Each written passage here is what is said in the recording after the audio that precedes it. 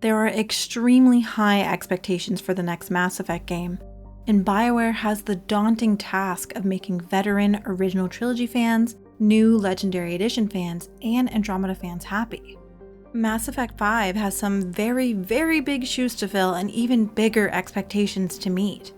There are a few things I think the next game absolutely needs to make fans happy, and more importantly, to capture the magic that makes Mass Effect so great. The first thing that I think Mass Effect 5 needs is to bring back the Paragon Renegade system.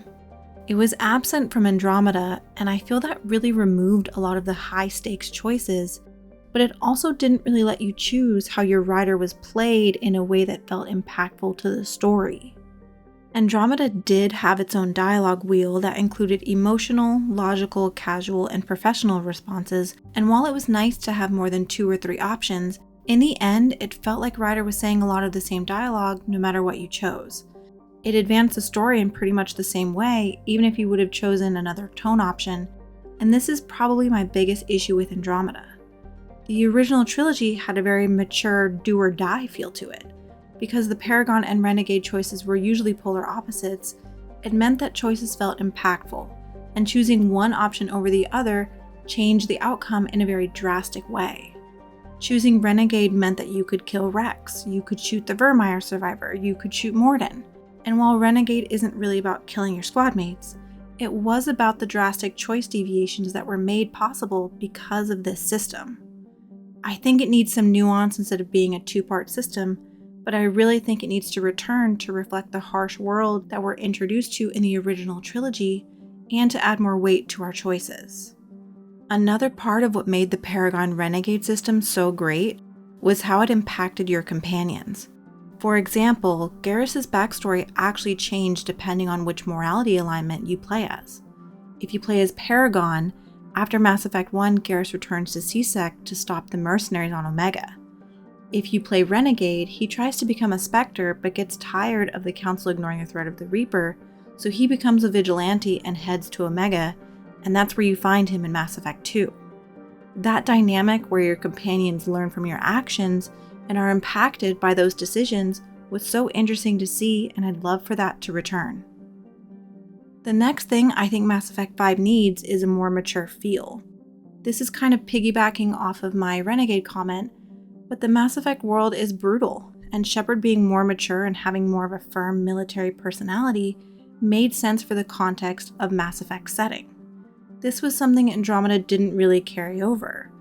While some of the story elements and situations were definitely mature, and the romance scenes were definitely very spicy, the feel of Ryder and the companions felt more like a young adult setting, intended for a younger audience, and while there is nothing wrong with young adult protagonists and stories geared for a younger audience, I personally don't think that this is the best setting for Mass Effect.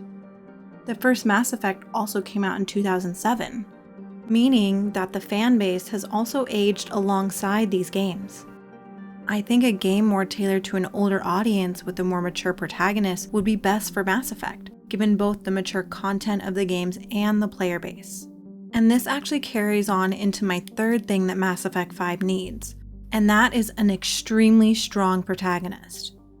If Shepard returns, there will need to be a valid reason on top of an extremely well-written story explaining how Shepard was actually able to return.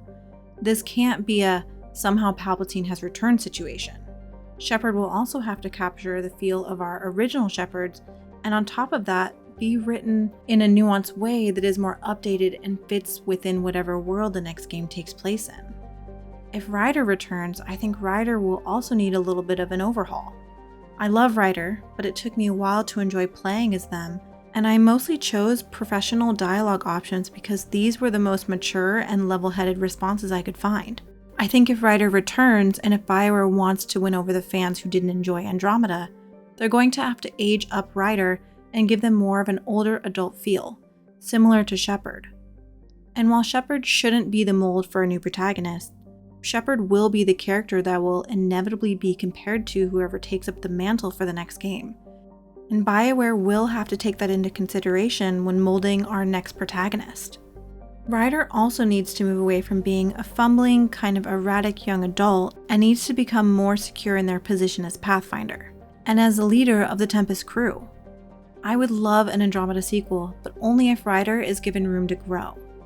And if they don't bring back Shepard or Ryder, and we get a brand new protagonist, I think that new character will have to be extremely well written and be able to make Shepard and Ryder fans happy at the same time. If we get a brand new protagonist, they will also need to move them out of Shepard's shadow, which is something Andromeda struggled with. A lot of the marketing for Andromeda was centered around the N7 operative, who also had that same iconic black and red armor, and I think using the Shepard nostalgia to market Andromeda is one of its failures, because it ended up having Shepard looming over fan expectations. I don't know if BioWare can or even should move away from the iconic N7 branding, because it has become so intrinsic to Mass Effect's identity. The majority of Mass Effect's merchandise is centered around the iconic N7 stripe because you don't need anything else to indicate that it is Mass Effect. It's that iconic. It has also become iconic to Commander Shepard. There are also other aspects of Shepard that should be retired if Shepard also is retired. And this is probably a very hot take, but I don't think the Shepard shuffle should be given to the next protagonist. They shouldn't live in Shepard's shadow, and I think this is another way that the protagonist would need to be their own character. Ryder did the Shepard shuffle, and while I love seeing the Shepard shuffle, it just made me want to play as Shepard. Whatever protagonist we get in the next game is going to need to be absolutely well written and be able to amount to fan expectations while following in the legacy of Shepard and also establishing their own new legacy.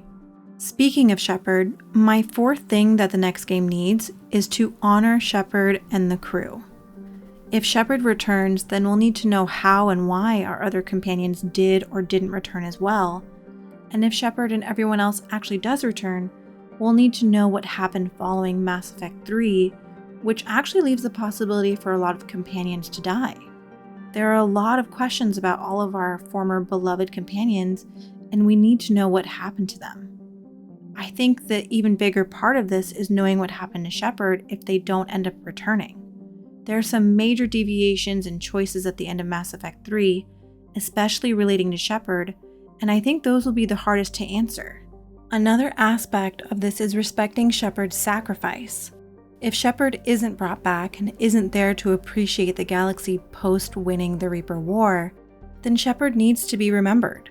It seems like Liara could potentially be a companion or main supporting character in Mass Effect 5, and she could help keep that memory of Shepard alive. Maybe we could find the time capsule that Liara made right before the Reaper War in Mass Effect 3, and if we get a new protagonist or play as Ryder again, that could be how they learn about Shepard.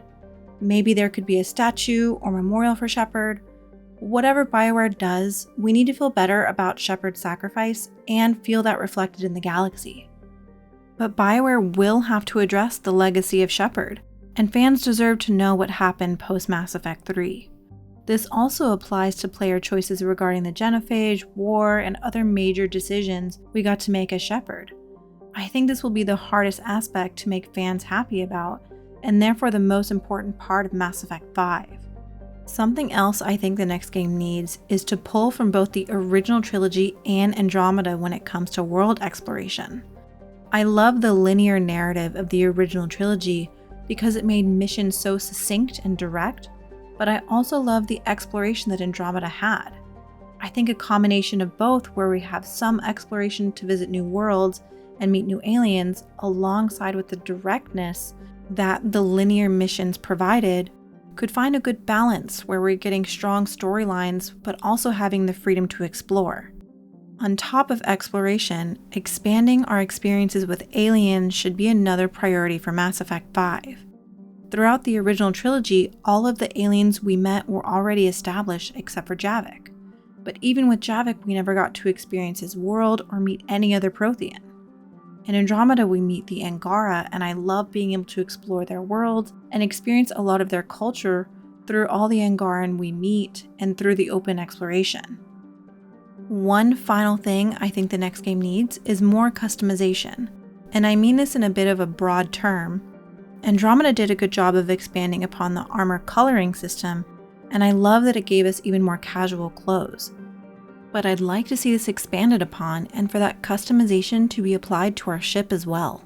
I know the Mass Effect series has ships that become iconic, and I don't think they deviate from that when it comes to the exterior of the ship, but I would love if we could customize our own quarters and aspects of the ship. I'll forever be upset about that card table in the Normandy that we never even got to use. To expand on the ship's customizability, I would also love if we got another pet.